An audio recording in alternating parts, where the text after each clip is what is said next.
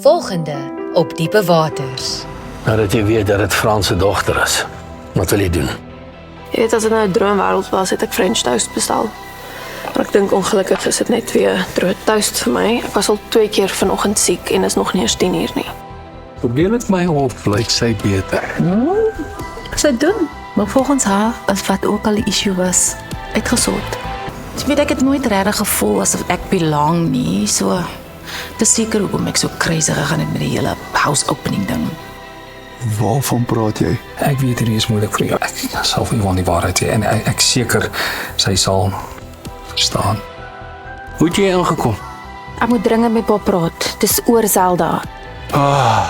Okay, ek gaan nou nie kristalle verkoop nie, maar ek het al goed neergeskryf en dit het waar geword. Hier's julle.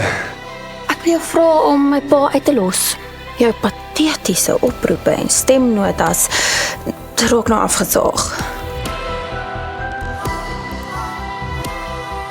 Hey pa. Pa se hulp nodig. Kan nie glo jy het so groot geword nie. Ek is jammer ek het nie meer ingecheck op jou nie. Nee, dis die lewe, op en af met bietjie niks tussenin. Wat gaan aan? Kyla was bang, maar my gaan my kop afbyt toe ek sê ek gaan deurkom. Kom ons het deur gesluit. Ons het die geld gevat. Ek sal nooit na ons toe terugkom nie. En as Zelda uit sê, sal my pa nie glo nie.